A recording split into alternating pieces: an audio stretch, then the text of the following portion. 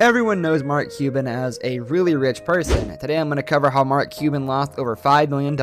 Welcome back to Finale, let's get into the video. The initial story.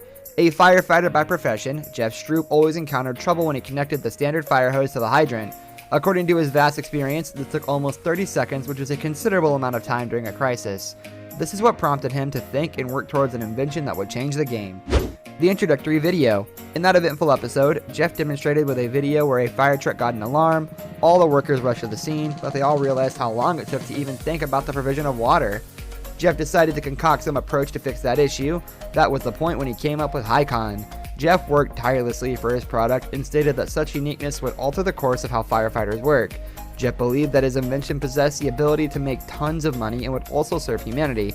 He said that the Hycon was prepared to bring in cash. Jeff needed a shark to come in to help get the financing accessible for the item he now put 11 years of his life into.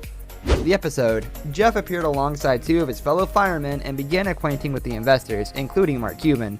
He requested an investment of $500,000 in return for a 40% share in the business.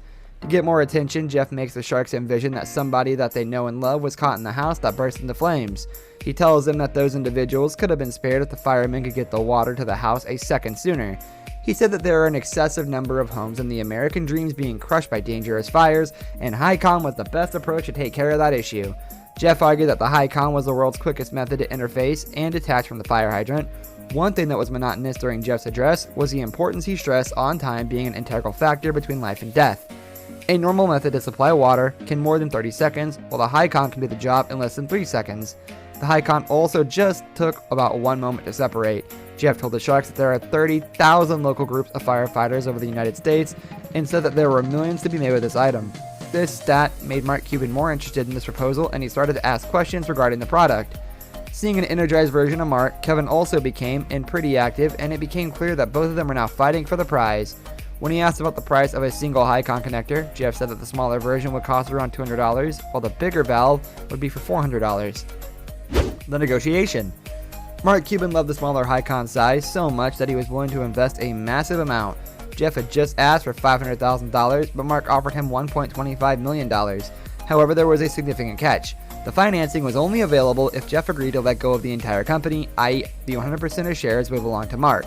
He made up for such a bossy move by offering Jeff a 3-year employment contract and $100,000 every year to manage all the day-to-day affairs. A share of the profits was also included in the deal, provided that certain objectives were accomplished. As a counter-move, Kevin also laid out his proposition.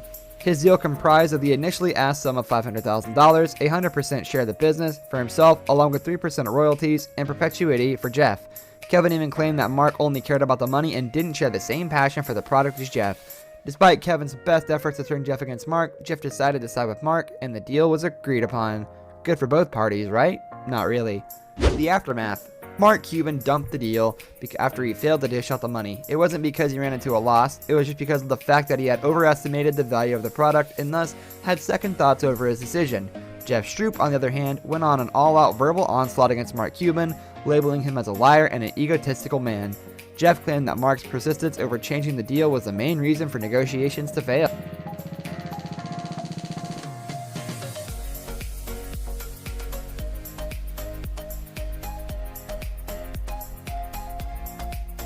This brings us to the end of our video. I hope you enjoyed it. Hit like if you did, and don't forget to subscribe to our channel so you don't miss out on any of our videos in the future. Also watch the 2 videos that are on your screen because I'm sure you'll love them. With that, I'll see you in the next video. Goodbye.